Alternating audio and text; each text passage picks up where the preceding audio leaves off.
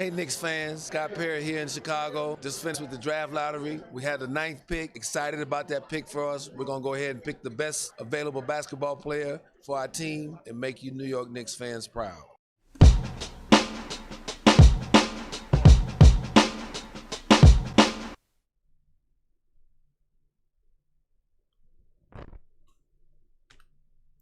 Knicks fans, can y'all hear me now? Are we back in the building or no? Hopefully you guys can hear me now. I know I wasn't having no sound earlier, but hopefully the sound is back on. Okay, good. Sounds good. Great. Great. You know, I had to reset my computer. So I guess when I reset my computer, the settings went away. So now we're back in effect. But as I was saying earlier, man, well, you didn't hear me saying it earlier, but we stayed where we were supposed to stay. That's what I expected to happen. You know, we didn't have a room to move. We didn't have many chances to move up. So we stayed where we were supposed to stay. I'm good with it. I'm cool with it. That's what I was expecting anyway. You know what I'm saying? So now it's really all about it's all about the draft process. You know what I'm saying? It's all about how do we scout? Who do we scout? I hope we're sending. I know we're sending people out to the combine. I wonder who we're sending to the combine. I'm pretty sure Scott Perry will be there. Steve Mills will probably be there. Most likely Dave Fizdale will be there. The combine starts tomorrow, and now the work starts. Now the work is here. You know what I'm saying? The work is here. Steve Mills, Scott Perry, it's time for them to build the draft board. You know, you heard what Scott Perry just said in that little clip. The Knicks are gonna draft the best talent available, and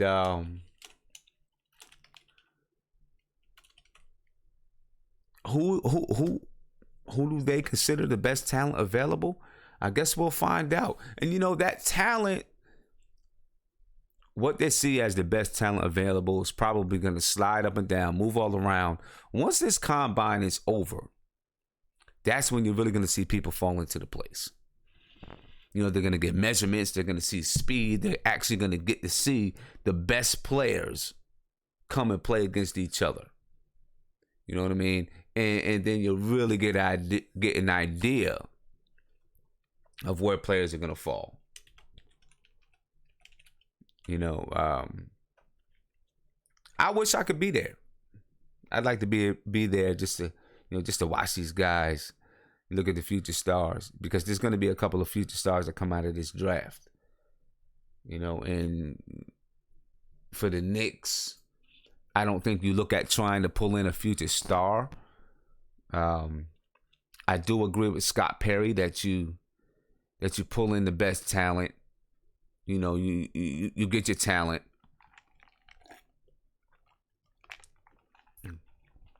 I agree with Scott Perry. You get your talent, and and then you figure things out from there.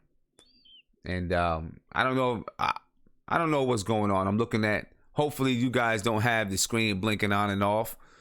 Hopefully, it's good for you. But it seems like I'm getting low and high output. We are having some bad weather here in DC, so that could be affecting the internet right now and and the output of my video. So hopefully everything is good. You know, but I do agree with Scott Perry. But of course, you know, I want to know what you guys think about it, and we're going to get to that. You know, but let's talk a little bit about the draft order. You know, and who can possibly do what. You know, taking a very quick look at this draft order. Yeah, you see the Suns got that number 1 pick. Kings number 2. The Hawks got the 3rd pick. Grizzlies got the 4th pick. Mavericks with the 5th pick. Magic with the 6th. Bulls with the 7th. Cavs with the 8th. Knicks with the 9th pick and 76ers from the Lakers got the 10th pick. You know, the Clippers with the 12th and 13th pick. You know, that is someone who we could possibly make a move with. I know there's been some people who talked about it before. Possibly, making some moves with the Clippers. I do not think that the Clippers are going to value the 9th pick enough to really make any moves, but it's possible. It's definitely possible. 76ers picked twice in the first round. They got 2 first-round draft picks. They also got the 26th pick. Man, you know, these guys, the 76ers, the Celtics, they really did some moves, man, in accumulating assets, I'm trying to tell you. Then, of course, we had the 37th pick. We got the 37th pick in the second round from the Bulls. Right, 76ers got our 39th pick. 76ers got the 38th pick. You know, the 76ers are going to be looking to do some work. And maybe, as someone mentioned, well, we'll talk about it a little bit later. We're going to get into talking a little bit about possible moves, draft day moves. You know, some moves that could maybe help this team out. You know. You're saying it froze on you? You were the only... Yeah, something's going on with the internet. We're having some bad weather here, so the internet is acting a little funny a little bit. You know what I mean? So, well, I apologize if you guys are having issues. I'm having a little bit of issues right now. It says my stream health is strong, but we are having some issues with the weather down here. Storming and lightning and all kinds of things going on. So, you know, I'm sure that has a little bit to do with it. You know, with the internet acting up. So I apologize for that, for sure. All right. But what do we do? What do we do? Is it the right move for the Knicks right now to is it the right move for the Knicks to choose the best available talent? You heard Scott Perry, and I'll play it again. You know, you heard what Scott Perry had to say. Right? So I just want to know, is it the best move? What do you think? You know, he said they want to pick the best talent available. You know, which to me seems like the right move, even if that means picking up a point guard. You know, and I think some people probably say, well, if you pick up a point guard, then that means that you don't trust in Frank. You don't think that Frank is the point guard of the future. I don't know if that's actually the case. I think that right now, if you're looking at the way the NBA is playing and you're looking at some things that's taking place in these playoffs, you can have two point guards on the floor. I don't think you have to label somebody a point guard. You can just have a guard. You can just have guards out there. And Scott Perry actually mentioned that earlier. So for those who just logged on and may not have seen it, just take a quick look and listen to what Scott Perry said once again. Hey, Knicks fans, Scott Perry here in Chicago. Just finished with the draft lottery. We had the 9th pick. Excited about that pick for us. We're going to go ahead and pick the best available basketball player for our team and make you New York Knicks fans proud. Now, there he goes. He says he's going to pick the best available basketball player. I think it's the right move. I want to know if you think it's the right move. Or should we be looking at a certain position? I know all throughout the season we all said that we need to have a wing player. We need to have a small forward because that was our weakest, probably our weakest spot throughout the season. And I do agree that we do need a small forward. I like Mikal Bridges and even Miles Bridges. Actually, I don't know who it was. I don't remember who it was, but kind of started to convince me a little bit that maybe Miles Bridges might be the way to go. And I looked at some videotape of Miles Bridges and, I seen the size of him. I seen the athleticism. And he's definitely a thought. You know what I mean? He's definitely a thought. He may be somebody that we do really consider bringing in instead of Mikal Bridges. You know what I mean? Or if we're going to go with the best talent available, who is that? Who's the best talent available at that ninth spot? Who do you think will be the best talent available at the ninth spot? You never know who's going to do what.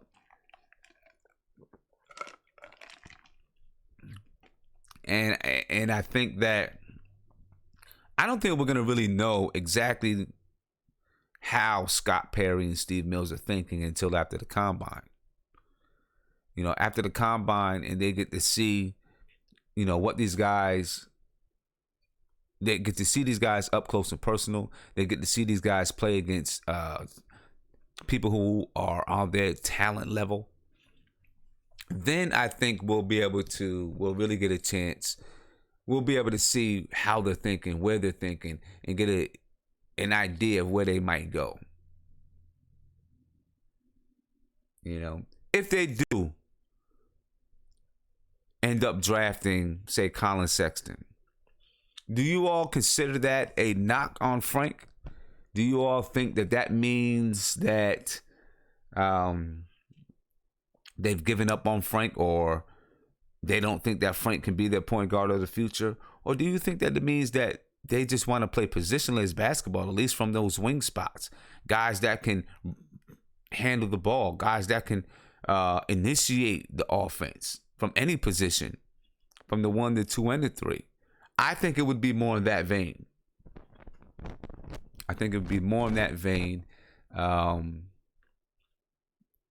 I think that it is about collecting talent and then being able to sort things out and make moves from collecting that talent. Give me a call. I want to know what you're thinking about it. I want to know how you feel. Are you upset that we didn't get a higher pick? We shouldn't be upset. We had an 81% chance of getting the 9th pick. I know that Tony Crow told us time and time again that we were going to move up in the lottery. Tony, it didn't happen, bro. You know what I'm saying? It's okay though. It's good. I feel good. I think we have the right regime in place. I think we have guys that understand basketball and know how to scout. You know how to scout, know how to develop players. You know what I'm saying? So I think we're good. You know what I mean? So my man Ron Cleveland on the line, man. Ron Cleveland, what's popping with you, bro? Hopefully the internet, I know my internet was acting a little bit funny earlier. You know what I'm saying? We got some weather here in Washington, D.C., but I hope we back up and popping. How you feeling, brother? Man, I'm feeling good, Sam. Man, I'm feeling good. You know, watching the whole process with what's going on with our Knickerbockers, man. I really love the front office right now, man. Mm-hmm. It just really seemed to me. I don't know if you got a chance to see what I put up there, but Scott Perry is really engaged with the fan base, man. I mean, this is the most I've seen the front office talk with the fan base to let us know the direction of what they plan on doing since I can remember. Yeah. You know, and that always bodes well. So it lets me know that they know what they're trying to do. You know, and I couldn't tell you the last time the Knicks had a direction of what they know what they wanted to do. But the question that you asked, if we take Sexton, is that a knock on Frank? Not at all. You got everything. It's strictly positionless basketball now in the NBA. It's no longer you play this one position. It's much like football. You know what I mean? They want players that can do multiple things in football. You're more valuable. Your team is more deadly when you got players you can put in different positions. Same thing with the Knicks. And if you look at Boston, the night how they've dragged Cleveland, how they've been dragging Cleveland, you got players that you can put in multiple positions that can handle the ball, initiate offense. Right. They can score. So, I mean, you can never put an onus on that. And when you look at the way Cleveland set up tonight, Cleveland not winning that series. I'm telling you right now, they're not winning that series. They're not winning it. Okay. Hey, so, they don't look like they're winning it right now. I can tell you that. They're not going to win that series. They look awful. It's playing out exactly how I said it would play out, Sam. I was talking to some guys here, man, before that. I said Boston would be the one team to beat Cleveland, and the reason being is they're playing LeBron the way you're supposed to play him. Let LeBron score all the points he want to score. You concentrate on everybody else because the role players is very inconsistent. Mm-hmm. That's you true. know what I mean? So when you look at that factor, I was like, Boston is equipped to beat them. They're limp. Cleveland can't play defense. Their best defense is their offense. So when you look at that, I mean, I just love what I'm seeing out of Boston. I'm not a Boston fan. I'm strictly New York Knickerbockers, and I'm just loving their blueprint. And it's a blueprint for us. You go with the best talent. Okay. You got to get the best talent. That's what I was going to ask you next. Do you think that's the right move, going with the best talent? You got to get the best talent. And the reason why, man, I mean, when you got a great player there, you can't pass on them. You can't pass on them. And I got a feeling it's going to be either Sexton or it might be one of them Bridges fellas. Okay. I don't want no part of Trae Young. I don't want him. But I'll take Sexton. So why do you not want part of Trae Young? I'm just afraid with his size coming to the NBA.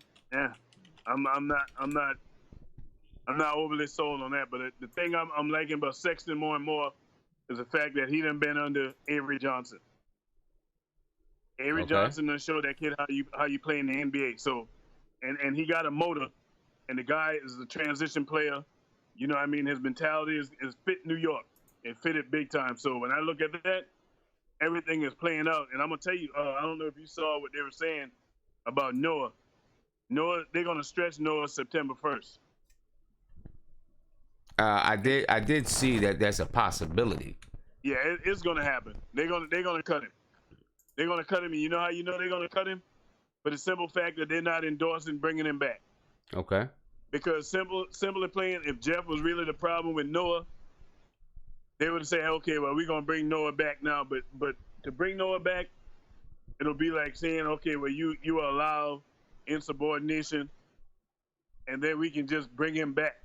So you can't have that regardless. And Noah ain't worth the headache, really. Let's just be real. At this point in his career and the type of money he's making, we can free that money up. Because they were saying, like, if they cut him, like September 1, the amount of money is not going to hurt us. And I'm all for it, man. If we can stretch him and still be able to be players in 2019 and have some cap space, hey, you go for that move. You go for that. And I didn't get a chance to talk to you, Sim, man. I'm loving Fizdale, man. I'm loving him already. I'm loving the main thing that he said that got me all in on him. You know what we always talk about, man. What win championships? It's always defense. And that dude started talking about he don't want no soft players in New York. He don't want no cupcakes. It's defense first. So the accountability gonna be there. And we've heard that cliche, but I really do feel with him, if you don't play defense, you're not getting on the court. And I think it's gonna bode well for Tim Hardaway. I think it's really gonna take his game to another level. And the last thing I'll tell you before I get off, Mike Woodson. I think Mike Woodson coming back to the Garden, and that's gonna be the trifecta. Okay. Now we and I did read that he's definitely not going back to the Clippers. He's not going back there, and I heard him say that he want to come back to New York, even if he had to come back as an assistant. Right. That he would want to come back, and I read that as well. And another thing that's going to be good for Frank Sim, Nick Van Exel on the staff. You think he's going to help? Yeah. I mean, Nick Van Exel. I'm getting low output again from the internet. I don't know if it's me or if it's Google because I think it's YouTube, man. I think it's YouTube because I'm looking at my output from my machine and I'm very high. So I definitely think it's YouTube. I don't know what's going on with the issue. So I'm sorry, everyone, that we're getting some faulty output. And the stream is not smooth.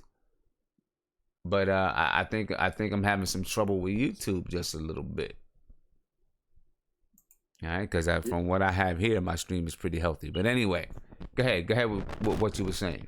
Yeah, man, Nick Van Exel, man, I think he's gonna work wonders with Frank. I mean, you talk about a point guard that was gritty, tough, could have played for us. You know what I mean? His style, the stage wasn't too big for him. I think he's gonna work wonders with Frank. Now And I see we some did- people. I see some people in the chat saying that Nick Van Exel is out, saying that Nick Van Exel is not coming. I don't know about that. I got to do some more research on that. From So everything let's I was check reading, that out. They had him listed as being the guy that was coming. So I got to do some more research on that. But I love the idea of Mike Woodson coming back. I really love that. We know Mike Woodson, what he did with J.R. Smith, and even Carmelo. Carmelo had his best defensive year under Woodson. You know what I mean? As much as he's not a defensive guy, he had his best defensive year Right. under Woodson. So I think Woodson will get the best of our team, him and David Fizdale. I mean, you can't say enough somebody under Riley, man. Mm-hmm. You're not going to be under that Riley pedigree, and you're not a defensive guy. So I hear you. I'm loving that, man. But Sim, man, keep doing what you're doing. Hey, and I truly believe, man, my friends is here to stay, man. The Knicks is back. And it ain't no we will be back. The Knicks is back. We're back. We back. We back already. You said we back. Okay. Yeah, we back. We got direction. Okay. You got direction, you know where you're going. All right. I hope so, man. I hope so. All right, Ron, I appreciate the call for sure. All I right, definitely man. appreciate the call. Later. Later, man. Yeah, we're having a lot of technical difficulties this evening. I think some of it has to do with the weather. I don't know. My stream here says I'm pretty healthy, but then when I look on YouTube, it says that my video output is low. So we'll see what's going on. You know what I mean? But anyway, so we hear Nick Van Exel's not coming. That's what it is. That's okay. If Nick Van Exel isn't coming, I do not mind having my man Mike Woodson here. All right, so I know I got Isaiah calling in, and I know that Isaiah usually goes through video. We're gonna see how this goes right now because my video has been, things have been a little bit sketchy with YouTube. So we're gonna see how this is popping right here. We're gonna see how this video works. Hopefully everything is fine. You guys let me know if we have any technical issues. All right, so my man Isaiah, what's popping, bro? How you feeling? Not much, man. What's good, man? I'm feeling good, man. I'm feeling great. You can hear me? I can hear you. I'm all loud and clear.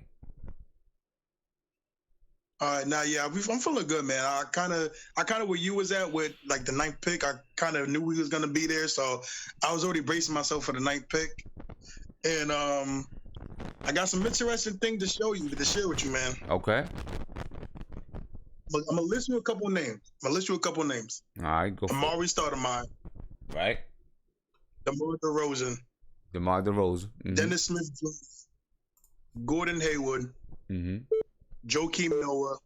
You know what all these guys have in common? What's that? They were pick number 9. Okay. Pick number 9. Okay. Cause I seen on Bleacher Report it's called Knicks Film School, and they showed a list since 1997 at the number 9 pick, and it's pretty good, man. It's a pretty healthy list of since 1997. A lot of players that have been those were all stars. It's been like a good 9 or 10 all stars at the number 9 pick. Okay. So I'm pretty confident who the Knicks. I got a prediction. I do predict the Knicks will take a bridge. Take one of the bridges. They're gonna take one of the bridges. I think to me this should be their order. If they had an order, it should go Mikal, Miles, Wendell Carter, then Kevin Knox. I'm not really a big Kevin Knox fan, but they said they want wings, so I think they're gonna either go. I think that would be their order. Mm-hmm. But yeah, I'm really confident because I trust Scott Perry, I trust Steve Mills, and a lot of people are saying they're disappointed, but man, let's just say this: 2015, all of us were disappointed when the Knicks didn't get the first pick or second pick, and I'm actually, if you look at it now, it's a blessing in disguise. Yeah, it was right. It was a blessing in disguise because KP is probably second best player in that draft. Exactly. Next, he's the second best player. And then no, I don't understand why people are like getting, some people are getting upset because Donovan Mitchell was 13th. Right. Why can't that be us? You know what I'm saying? Why can't we get the Donovan Mitchell of the draft? Which, like you always say, is gonna be a star late round. It's gonna be a steal late round. There's gonna be. There's one every draft. There's gonna be a steal late round. This is a deep draft. I mean, somebody valuable is gonna. I don't know if I want to say drop. Someone valuable is going to be at that 9th pick. We've just got to make the right pick. We've got to do we've got to do our due diligence. We've got to scout.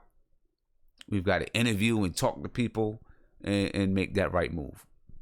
Exactly, because this combine's going to make or break a lot of these players. Yeah. A lot of players, like for example, this Michael Porter Jr. Nobody knows how he's going to come out. He could actually fall to us.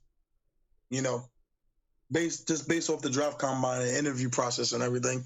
So I think we're going to be fine, man. I trust them that whoever they pick is going to be good, and they're going to help us. So I'm not worried about that. I believe so as well. I think that we're gonna scout well. I believe that we know. Actually, I don't know. I'm not sure if I know. Do we know what we're looking for in a player, and I don't mean position wise. Are we looking for a guard? Are we looking for a forward? Do we know the qualities and characteristics that we're looking for in a player? I think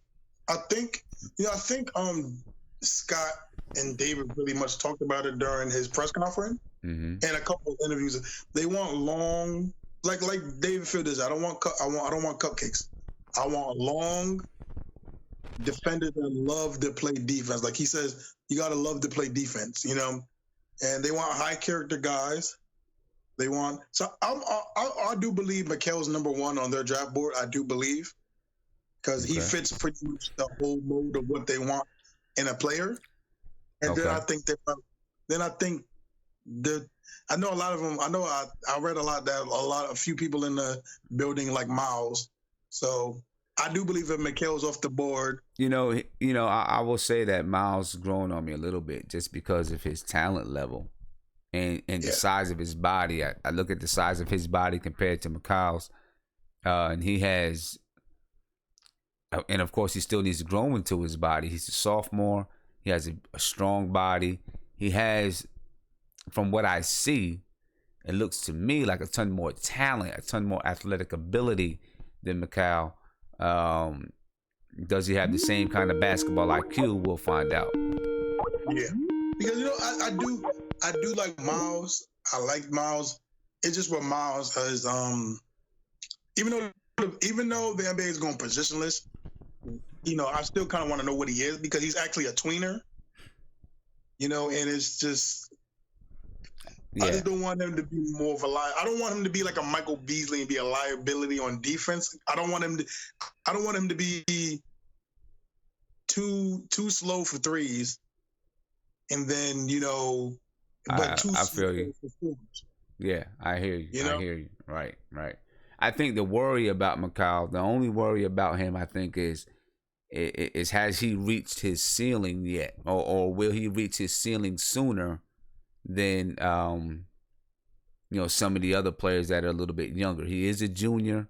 He's going to be 21, 22 years old in the league. I'm not exactly sure how old he is now. But funny, does he have more? Of course, he's going to develop his jump shot. He's going to develop little nuances of the game, obviously, because he's going to continue to work. He's going to develop new shots here and there. But is his talent level going to has he reached the peak of his talent level? I think that's the question. You know what, Sam? You know what's funny about that? Before I get off, you know what's funny about that? It's funny how the NBA has come so far, as you know, because remember back, I wasn't born then, but back in the 80s and 90s, I know for you, players came out of college and they graduated. They were 20. Michael Jordan was 22, or Michael Jordan was 22 when he came out. Very true. Very true. You know, Guys played. I think it's just a big myth of because he's 22, he reached his ceiling. No, come on, man. The dude's 22. But I think, you know, but I think the difference is between now and then is that back then everybody was coming out when they were juniors, so you got to see them develop in college, and you could see everyone that was at that same age level and say, okay, this guy still has a ton more to go. This guy maybe has reached his peak. Now it's like, I think people assume that because a guy stayed so many years in college, they didn't have the talent level to actually be a pick earlier in their career, to be a high draft pick when they were a freshman or a sophomore. It's hard to say, but I understand what you mean. Yeah, I mean, guys back then were, but I guess you would have to say this: if Michael Jordan was coming into the league today, would he be one and done, or would he stay until he was a junior? You know what I'm saying? Can't even say. Yeah, you know, it's hard to say. You know, hey Isaiah, I always appreciate the call, man. Hey, Sim, you know, happy Mother's Day to your wife and your mother, and you know everybody. I know you didn't come on. Yeah, I know you didn't come on a couple of days, but happy Mother's Day, then. I appreciate that, man. Much love to you. Appreciate it. Thank you. Have a good one. All right, peace, man.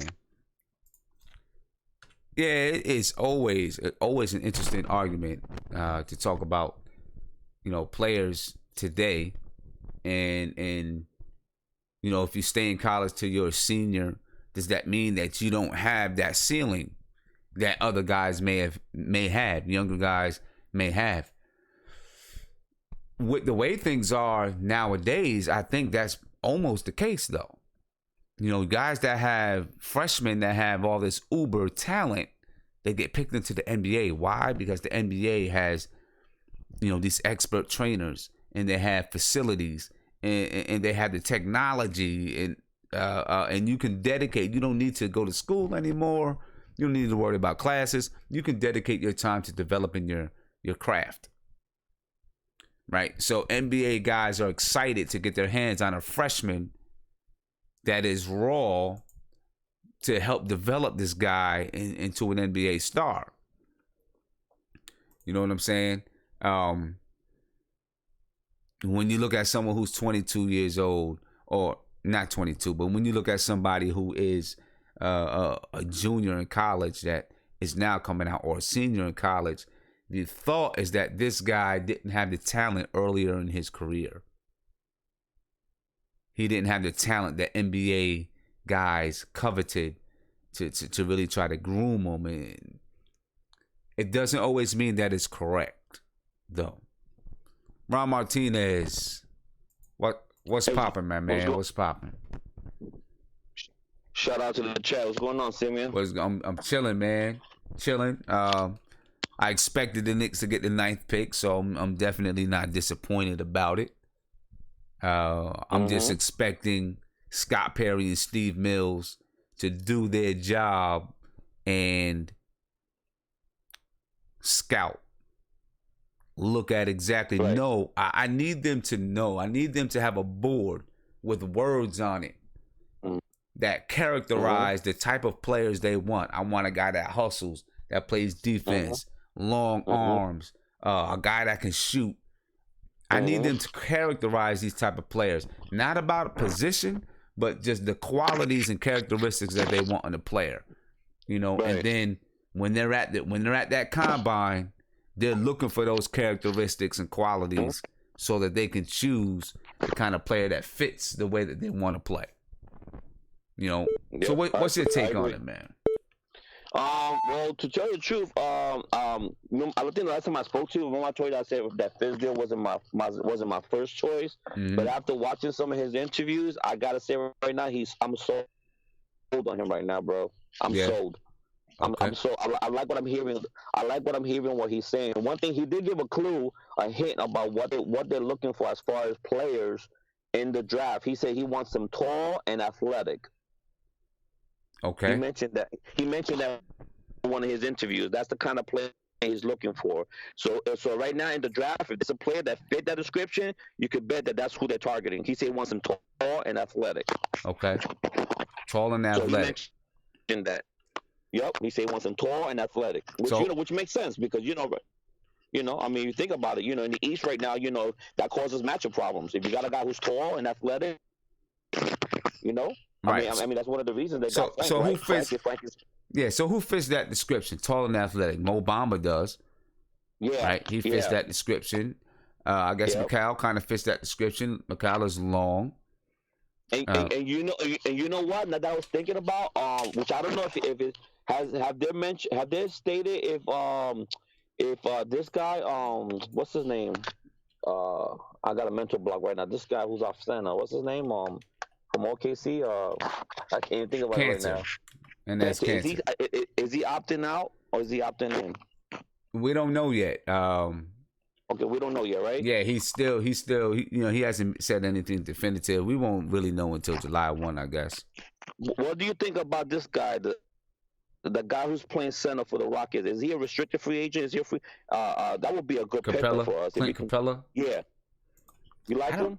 I like Clint Capella. That's the kind of, when people are looking at Mo Bamba, right? That is, I think he's the prototype type of center that you want to put next to KP.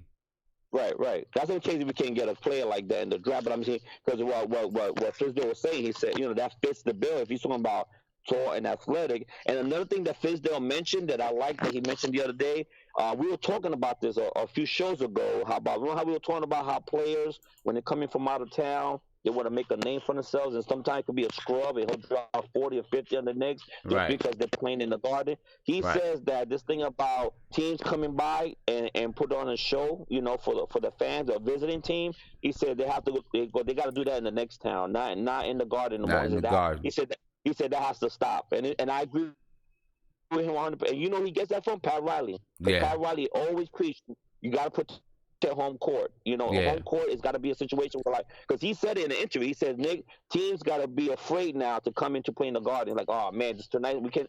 Some towns that play like, oh, tonight's tonight's gonna be off. We could take it easy tonight, but there's got to be a situation where they're like, oh, we got to play the Knicks tonight. Oh man, exactly. He said that we got to bring that back to the Garden.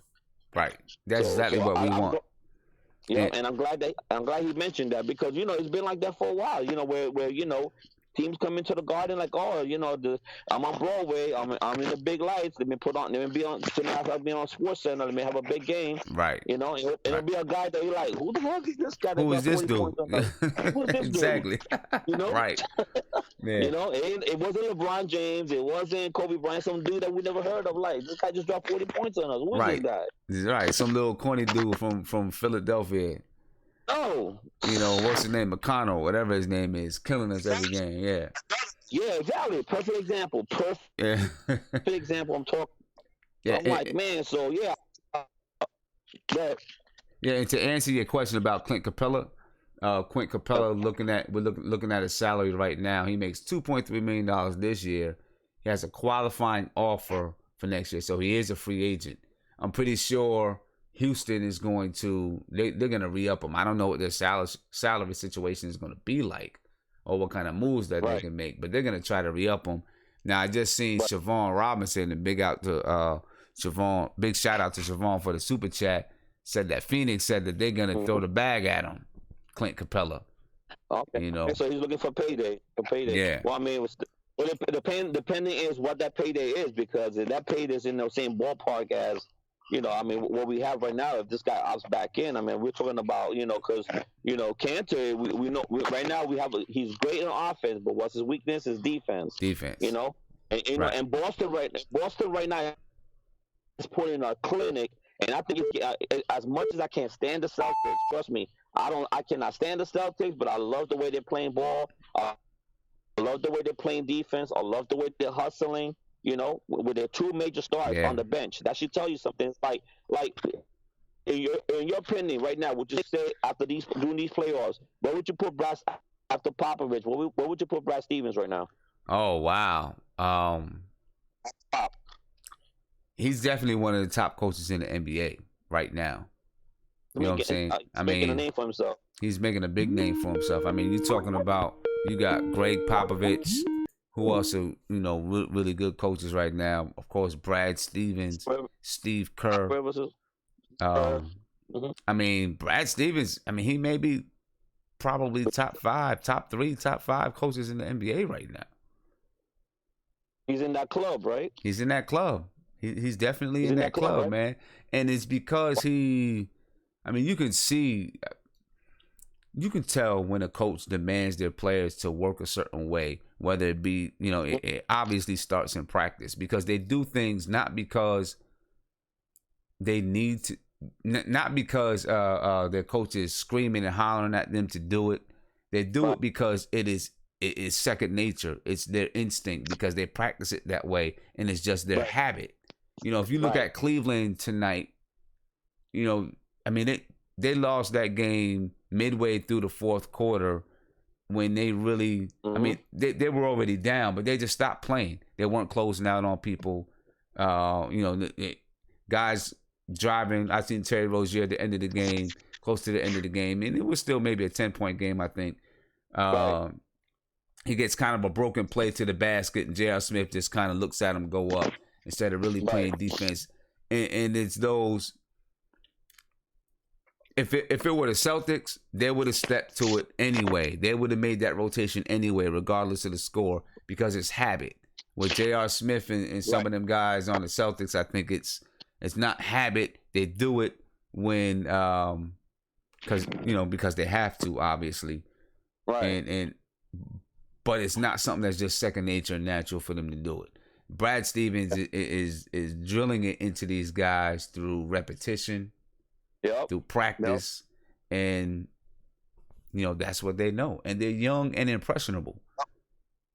Yeah, and it's amazing because he's not complacent. When I saw his press conference for the last game, he said, "Yeah, we have." He gave the team credit, but he said we're going to look at a taste hit. But there was a couple of times where the defense broke down, and he's like, "Hey, there was a couple of times where we left Cleveland wide open." He said, "And we cannot let that happen." So I like the fact that they're not counting the eggs before the hatch and say, "Hey, all we did was win one game. We didn't win nothing. We haven't done nothing. We just won one game." Exactly.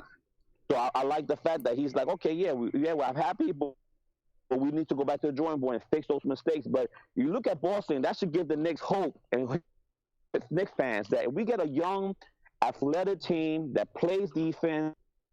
Because if you look at what Boston does, Boston comes to you in waves. They throw so many different bodies, to a point where LeBron James, it doesn't matter how great a player is. If you're a player on the floor and you feel you're playing 1 against 5, it demoralizes. You're gonna get tired. Right. You're gonna get. And I think right now this is gonna make Kyrie Irving even better next year, because he's looking at his squad, say, "Hey, unless the game is tied and I have to be the one to close out the game, I got players that I can depend on. He doesn't have to take over the game. He got a team." Right. Exactly. Exactly. Kyrie, there's times in basketball that you have to take advantage of your matchup. We understand that, but not Kyrie Irving from the bench. He's like, "Man, if this next year I don't have to even kill myself." Right. I got both players that can step up. I don't have to do it by myself. Exactly. I think this is gonna help. This is gonna help Kyrie even more next year. And what Boston is doing, if you can see between the defense. Now, of course, personally, I feel if Cleveland wins the next game, I can see this thing going 7. But if Boston wins the next game, I think it's over. It's over. I think I agree with you. It's over.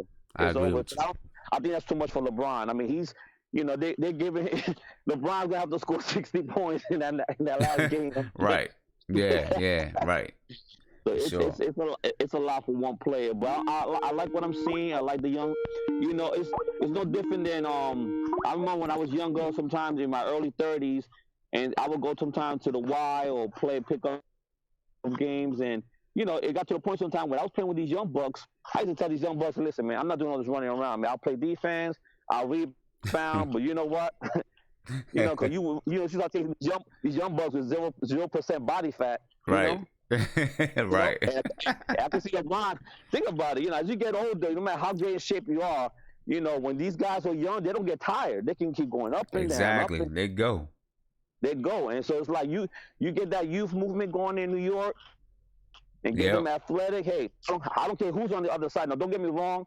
Cleveland has the best player, but Boston definitely has the best team. You can see the difference. Sure. They got a better team. They got a better team. But with LeBron, hey, you got the best player. I give him the respect. If he wins the next game, then I think we can look at a longer series. But if they lose next year, it's a wrap. It's done. Yeah, I agree with you 100%. It's over, man. Yeah. Hey, So, Ron, man, thank you for the call. Yeah, brother. Appreciate the call every time.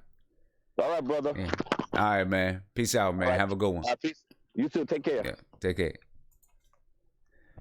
Yeah, my man Tony Cross, see you calling in, man. Go ahead and call in, bro. Let's get you on the line for sure. Let's get you on the line. But look, if Scott Perry, though, you know, if some of the qualities that he's looking for is long, athletic, defensive guys, I mean, there's a bunch of them in the draft. You know what I'm saying? Mo Bamba would be one of them if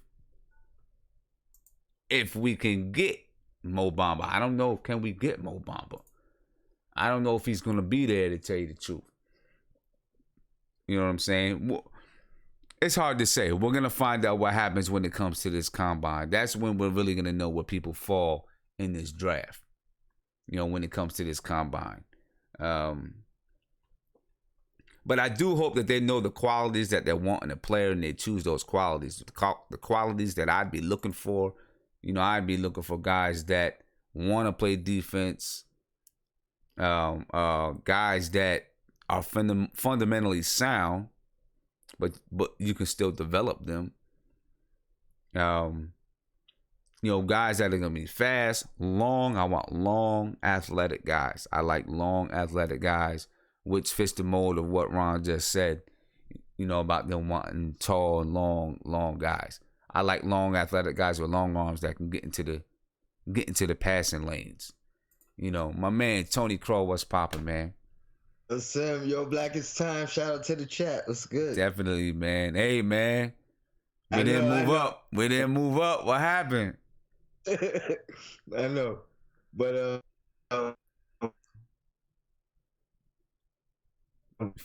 you froze up on me. You froze up. My man Tony Crow froze up on us. I'm sure he'll be back. Okay, looks like you back. Yeah, you good? Okay, I think we good. Yeah, there we go. No doubt. Yeah, I still like Macau. Mm-hmm. I don't think he's gonna be there though. I think he's gonna get picked before we select. A lot of teams are high on him. I still don't want to draft a point guard. I'm very high on Kevin Knox right now. Okay. Yeah, I think. Well, why is that? I think his overall talent fits exactly what we need. Number one, and I think he has the potential to be at least one of the stars of the draft. Okay.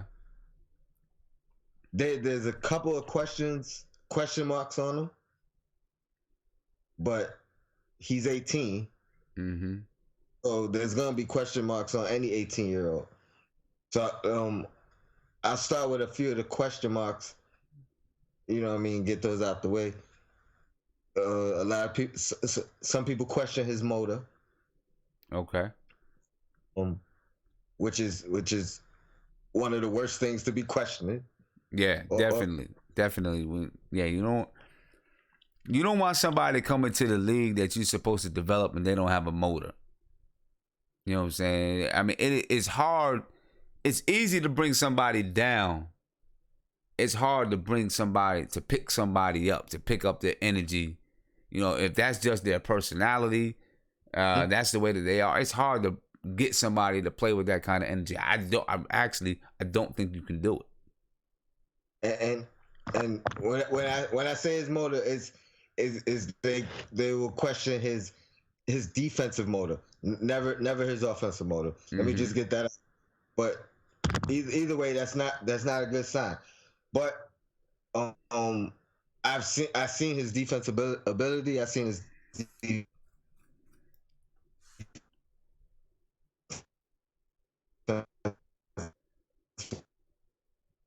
Froze up again. Froze up again. talent. Clearly, so I should be coming back. You there? You there? Yeah, froze up a little Yeah, I'm bit. here. Go ahead. But they can hear you. They'll go. Excuse me. They can hear you though. Go ahead and talk. All right. So yeah, I forgot where I was, but basically, I think Kevin Knox is the guy. If you watch, I've been watching, like, going back and watching games, like full games, and watching his game, and he really reminds me of Kevin Garnett.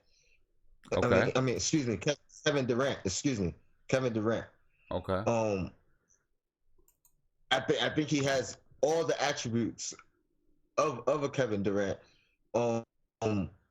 With the exception that he was never in the system he played in. He wasn't the go-to guy. He was around a bunch of talent. You know, when Durant was in college, he was the focal point of the offense. Right. Knox didn't have that opportunity. I think given that opportunity, he might excel. Delivered. He might excel. Because I was watching a bunch of videos, about some of these guys that go to Kentucky, and one of the things that they preach at Kentucky is we all eat. You know what I'm saying? We all eat. You know what I mean? So it's not about one player trying to take over the game and those type of things. We all eat. But and so they learn to play for each other, with each other. In the NBA, it's a little bit different, right? In the NBA, it's a little bit more. The Warriors kind of play that we all eat type of thing. But most teams in the NBA don't really play that style. They're trying to. They're going to it a little bit better. But for the most part, they don't play that style. So a guy that really has one-on-one ability and talent, they can excel in the NBA if they're asked to. You know what I'm saying? So, yeah. You could definitely have a point there. And then as far as his defense, it's very similar to Durant as well, where Durant is just now, this year and last year, he started showing his defensive ability, or not showing it, but proving it. Right. It'll take time for that to, for that monster to come out. Yeah. But I'm really liking Knox right now. I'm not mad at Macau, and I'm actually a lot higher on Miles as well. I think Miles has that same. Miles has that grit and energy now that Knox probably has to develop a little bit. But Miles is older. You know what I mean? Right. So we got options. Yeah, we definitely have options. And, like I was saying earlier with Miles, I was just looking at his body a little bit. I really do like the size of his body compared to Macau. It just seems like he definitely is more, I think he has more athletic ability. Oh, absolutely. My only question with Miles is, what is his actual height? Say that again. Because if he's six, you said what is his actual height? Is he 6'6"? I think he's 6'7". I think he's 6'7". That's at least that's what they list him as. I think it's been questioned. You know what I mean? And if he's a legitimate 6'7", no shoes, no socks, you know what I mean? Then I'm absolutely all for it. And he can still play the 3 and the 4 at 6'7". You know what I mean? Right. I mean, some guys at 6'6" and Charles Barkley whatever. Draymond Green, you know, there's some undersized guys that could still, you know, do work down there. Mm-hmm. I mean, but you know, he has a forward, a power forward game than a small forward game. Okay. But I still like him. And his freshman year, he played more of a small forward role than this year. So you know, I still like him. We got options. We got options. There's a lot of. I mean, it's going to be a lot of talent at that 9th pick. You know, but if we're smart, you know, if we're smart, it's not going to be. We shouldn't be able to go wrong. We shouldn't be able to go wrong. But that, you know, the Knicks. It can happen with the Knicks, but we shouldn't be able to go wrong.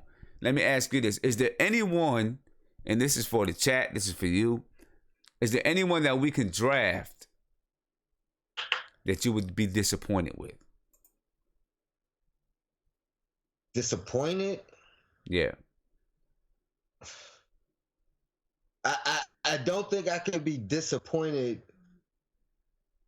The only things I would question, because I'm a Knicks fan, so I'm gonna root for whoever we get. You know what I mean? I'm gonna keep it real. I'm that fan.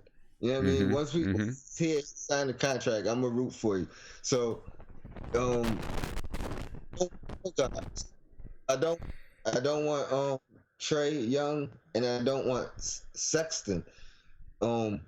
Okay, so I see some people saying Trey Young. Let me see. Tamika said Trey Young. Famo said Wendell Carter. Carter's good. Carter's good. Carter saved that Duke team a lot of times this year when Bagley wasn't doing what, you know, Bagley was supposed to do. Carter is definitely an Al Horford team guy, but you know what I mean, does everything. Carter's good. There's not many places you could go wrong in this draft. A lot of sites have Porter Jr. sliding to us or right before us, and I definitely would grab him. My own, if I did grab him, I might pull a Sixers move and redshirt him and let him and recover at the same pace, and you know, and not rush it. You know what I mean? Right. He's gonna need a little. He has the talent, of course, but he's gonna need a little bit of time, I think. He's not he's savior. He's not ready right away. Right. His brother is actually more NBA ready than he is. He just has the potential to be a lot, you know, better over time. Yeah. But his brother a little bit better for the NBA right now. You know, I think he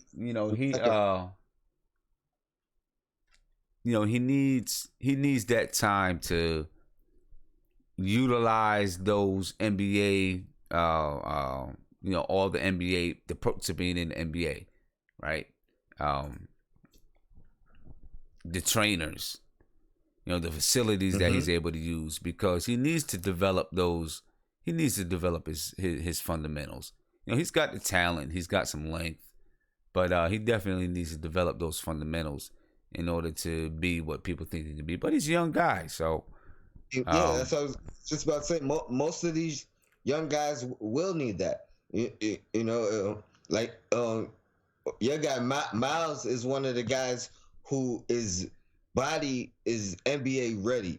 Like he could come and he could come in and start and be ready to play against the big guys immediately. There's not many of those guys, Yeah. That's and when we get to this, when we get to this combine, then we're definitely gonna see. They'll be able to see what Porter can do against the top level talent that's out there. Obviously, when you play in college, you play teams that's in your conference. You're not always going to be playing against the top guys. That's in the NCAA. right? Once you get to this combine, now you're playing against the best, because only the best are there. You're playing against the best, and that's when you're going to be able to see what these guys can do. You'll see guys go up, go down in the draft, whatever it is. Will he drop? I don't know. I think so many people, he's been touted since high school. You know what I'm saying? As to be one of those guys. I don't know if he's going to drop. I don't know if he's going to drop, because I think some people are going to be kind of afraid that, man, if I let this guy drop and then he goes to someone and he blows up, we're going to look bad. The funny thing is, it's going to become a ripple effect if he does drop. The further he drops, because the talent is actually that good, I think. Especially with the question marks with him. Mm-hmm. Like, might just say, I want a guy who's available and I know is ready right now. So he might just, I could see him dropping. I could, you know what I mean? It wouldn't be that much of a shocker, and it wouldn't even really be that unheard of. Because what did he play? Two games this year? He only played a few games, so there's not a lot of, there's not a lot to the combine has got to be his calling card. The combine's got to be the card. He can't afford not to go to the combine. Absolutely. And I don't think I've heard of anybody right now who's decided not to go. I mean, the combine starts tomorrow. I haven't heard of any big names who's decided not to go to the combine. But Michael Porter Jr., he can't afford not to go. He hasn't played enough games. It's only Luka and I think two other players. I don't want to misquote, but I know Luka's still playing in Europe. Yeah. So yeah. And but shout out to Siobhan. I didn't get to Siobhan hit me with the super chat, said the Suns love Doncic. So speaking of Doncic, he could go to the Suns. That's the reason why they want Capella. And then he also, to you, Tony, he says Sexton. I'm assuming that he's saying Sexton as somebody, if we draft him, that he'd be disappointed in. Then he said, Tony, you know what to do with this L. Listen, if we get top 3 talent, then I was still kind of technically right. All right, there you go. Yeah. Let's see how it turn out, and then we'll see if I get an L. Yeah. L's is like, but shout out to chat. Yo, Black, it's time. Keep doing your thing, son. All right, man. For real. Peace, man. I'll talk to you later. Peace. Yes, for sure. So, now we know where we're going to pick in the draft. The combine starts tomorrow. Scott Perry, Steve Mills, they got their work to do. It's up to them to, this is a big pick for us. We got the 9th pick. We got to do it right. We got to get something done. We definitely got to get this done. Let's talk about draft day moves. Are there any moves there for us to do? Possibly. Looking at the draft again, we see Philadelphia has a couple of second-round picks, one from us and I think one from the Nets. Somebody, I forgot who it was, but they brought up in the last stream the possibility of the Knicks trading Courtney Lee to Philadelphia for those 2 second-round picks. Now, why would they bring that up? Because JJ Redick, he's making $20 million this year, and he is a free agent this summer. Are they going to pay JJ Redick another $20 million? I doubt it. But I think the problem is here. They need to have money before July 1st to take on Courtney Lee's salary. Unless the Knicks, unless they make an agreement, the Knicks have them draft the players that they want to draft, and then they make that trade after July 1st when that money frees up from JJ Redick. Now, like Marty Knicks is saying, JJ Redick will take a pay cut. Possibly. He may take a pay cut. I think it was probably understood that he would come in this year and make $20 million and then possibly take a pay cut next year. I think it was probably understood. But that is a move, and that's something that Scott Perry and Steve Mills could pursue or inquire at least. Listen, I like Courtney Lee. I really do like Courtney Lee. I wouldn't mind if he's here next year. But given the situation that we are in, he's one of the guys that could probably bring us value back. So if the Knicks made a move that included Courtney Lee at the draft, I wouldn't be surprised. I really wouldn't. Because, like Scott Perry and like Scott Perry keeps saying, we want to get younger. We want to collect assets. We want youth. Courtney Lee, while it's great to have veterans around, and we want to have veterans around, Courtney Lee can bring us some value because we have other guys that can be here on a cheaper contract. Now, Courtney Lee's not making a crazy amount of money that's just wild. He's making $12 million a year, which is, it's not bad. Right? Courtney Lee makes, he made 11.747 this year. He makes 12.2 next year, 12.7 in 2019-20. He shoots like 40% from three. Shoots in the high 40s from the field. He can play defense. He can penetrate the bat. He can penetrate to the basket when he wants to. He may be a little bit more value than JJ Redick. I don't know. Now, JJ Redick has found his niche within that system, dealing with, being with Ben Simmons and being with Joel Embiid. They kind of have a groove going. Something that maybe they don't want to mess that up. But it's worth inquiring about.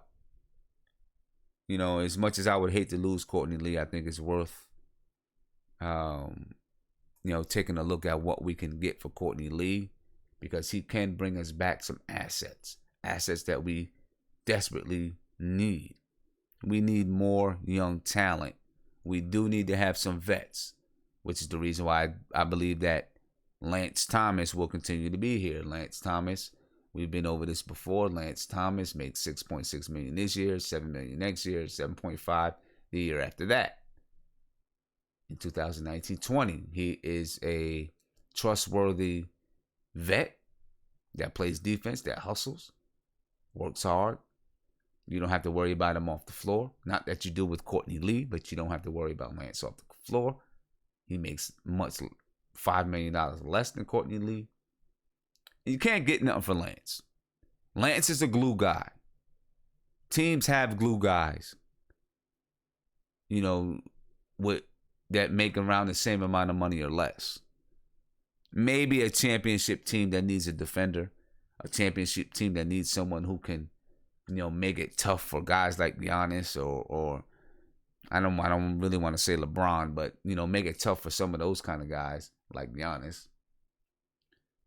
But I don't think Lance goes anywhere. I think that Lance is going to end up being a favorite of Fizdale, to tell you the truth.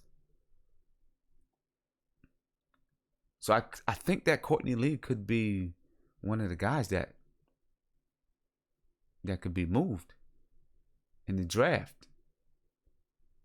I don't know for who or where. I would start with Philadelphia if I was Scott Perry. We can go back and take a look back at who has what in the draft. But I would definitely start with Philadelphia.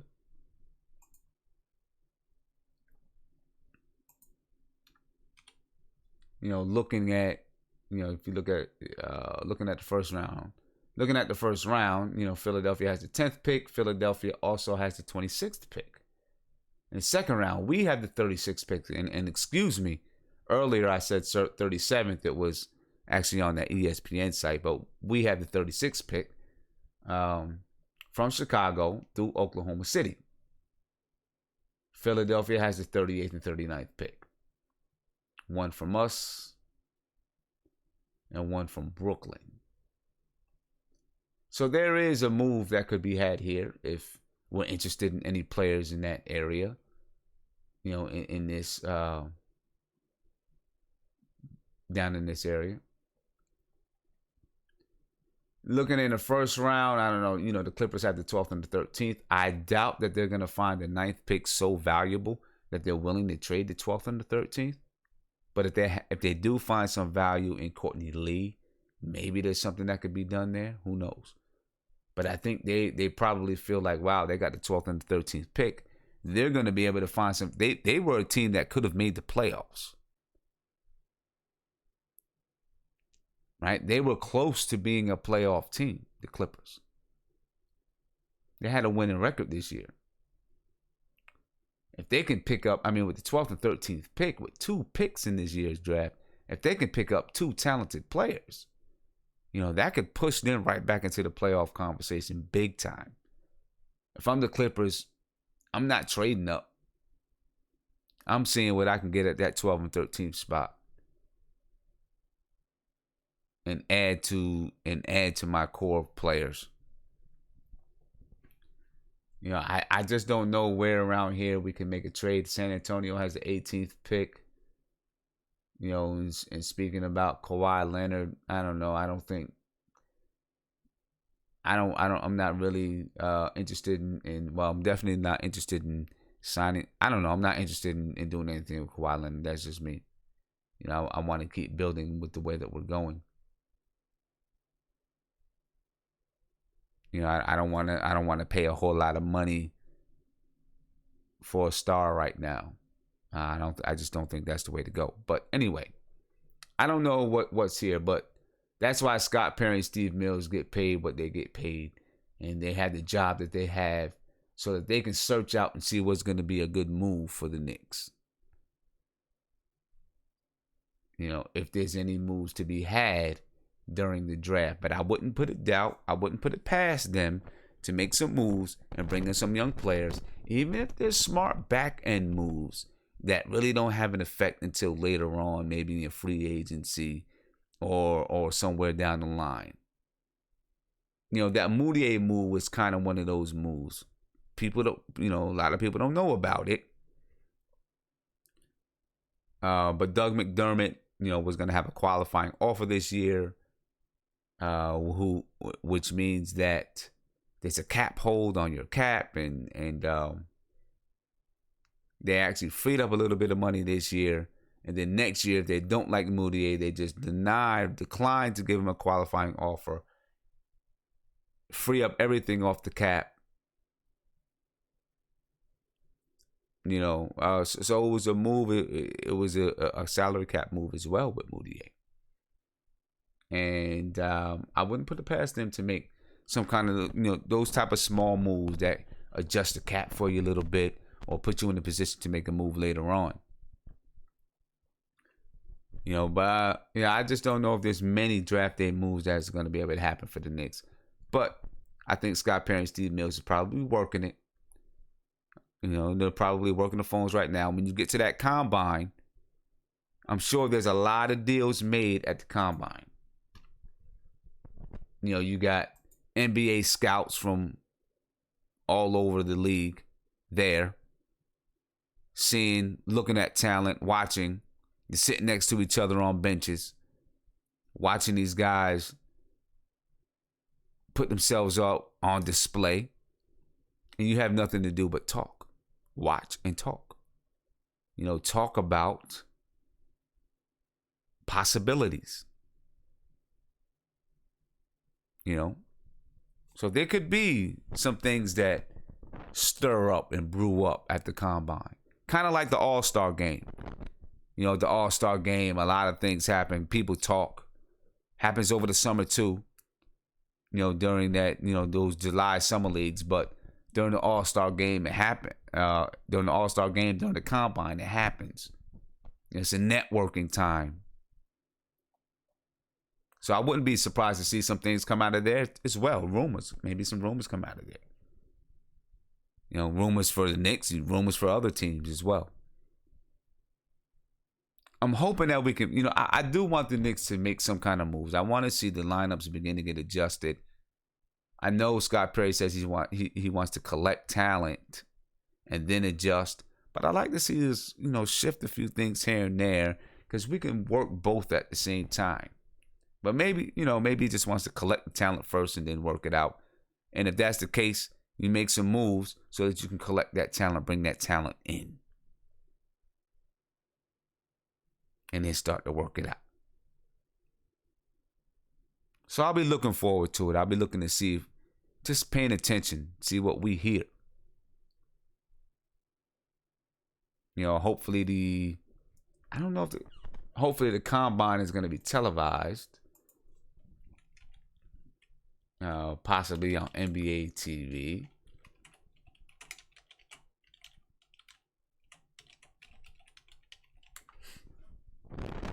Let's see. 2018 NBA Draft Combine. Let's see. I'm just trying to see if it's going to be on. It looks like it's going to be on ESPN2.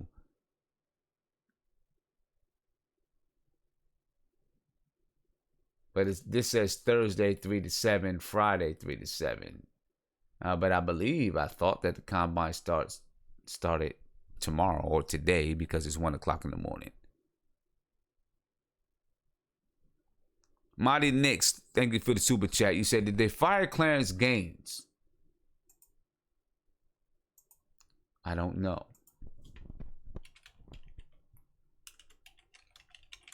Not sure. I mean, I'm gonna be honest with you. If it was me, I'd get rid of all those guys and just bring in a whole new developmental team. Edward Hunter, you say NBA TV, and that may be.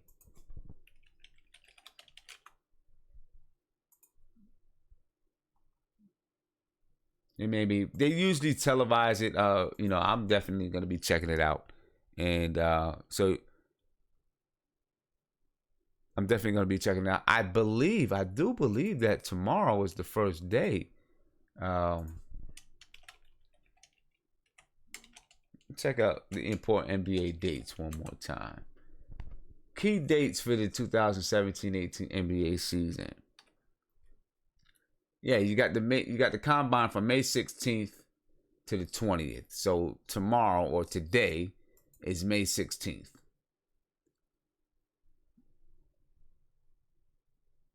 All right, so I guess, you know, we'll find out if it's going to be televised. If it's going to be televised, you know, I'll put it out on Facebook or Twitter or something like that. And I'm pretty sure you guys will find out as well.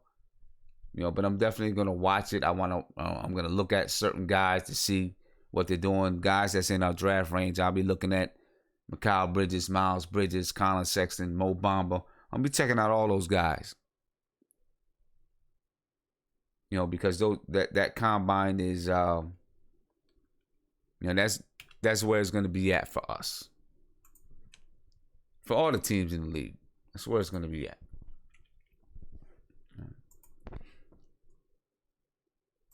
Now, we've talked about it a little bit. We'll wrap up with this Boston and Cavs series. It's 1 o'clock in the morning. But I'm surprised. I really am. I really thought that Kenny Black, you say the first day's interviews. Okay. I get it. I really thought that Cleveland would be different. I do understand that you have, you know, LeBron with a bunch of guys that he got halfway through the season. But I did think that I just didn't think that the Boston would be able to handle LeBron, and other guys would step up. But Brad Stevens and the Celtics are doing a hell of a job defensively. And it's, I don't know, it looks to me like Boston is a tad bit more hungry than Cleveland. And they're ready to dethrone LeBron James.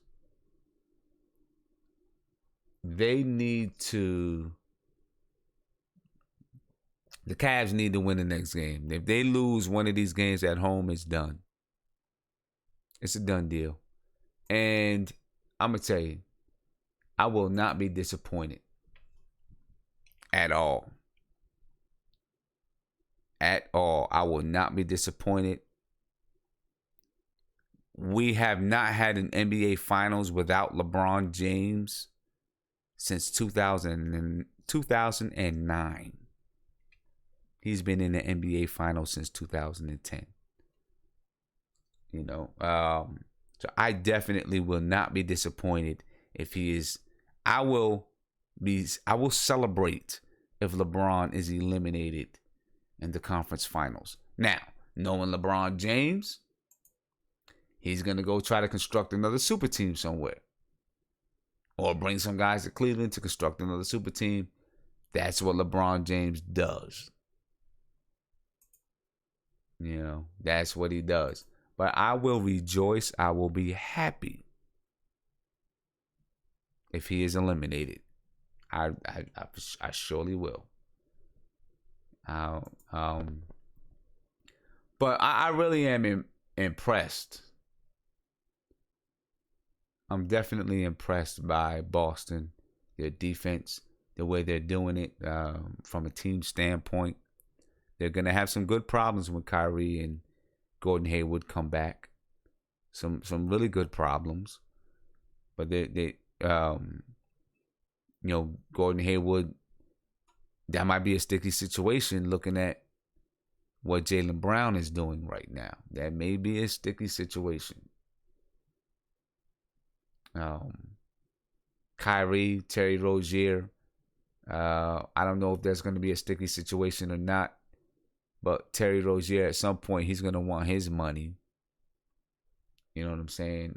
He's going to want to get paid like a starting point guard because he's proving right now that he can be a starting point guard in the NBA.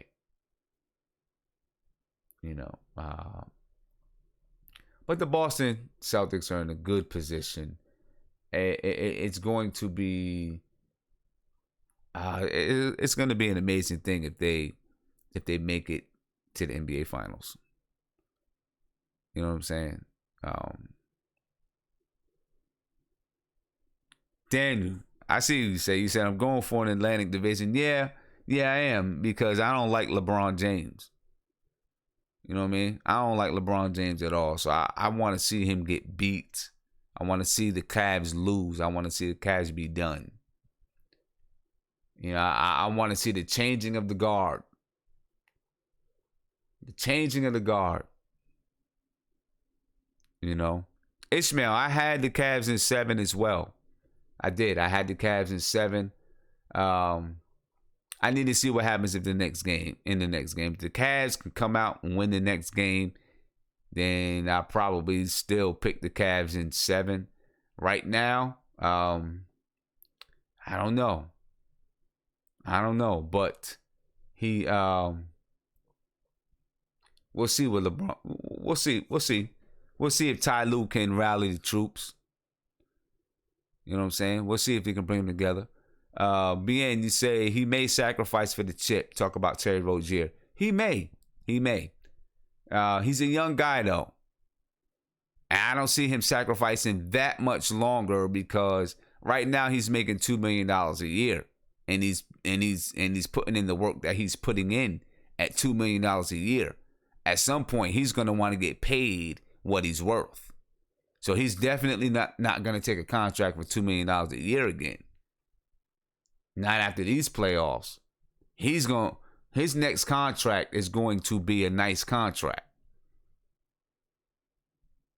Whether that's with Boston or not. That's in my opinion. Whether that's with Boston or not, he's going to get a nice contract, and he deserves it. But he's not going to play again at $2 million a year. Not right now. Maybe later in his career, but not right now.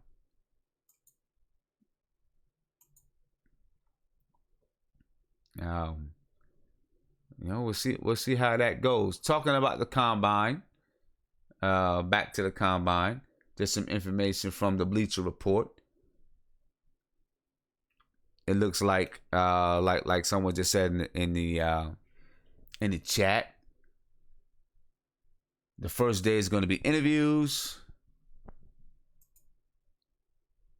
And I didn't mean to click on the Ruffles ad, so we'll go ahead and move along from the Ruffles ad. Well, you know what is up here. Let them go ahead and knock out the Ruffles ad. There we go. So we got the Ruffles ad up there. I did them a solid. Now we can come on back to the Bleacher Report. All right. Looking at the details, so it's going to be televised on Thursday. So I'm assuming whoever said it was right. Maybe it was Kenny Black. I'm not sure. Someone who said it, that they'll be doing interviews on tomorrow. Then on ESPN2 from 3 to 7, you'll be able to watch the combine. I'll be able to watch it Thursday. I'll miss some of it on Friday. You got all the participants up here. Bunch of guys here. So it's going to be a crazy couple of days. Some of the drills they'll be doing, of course, they're going to see how high they can jump.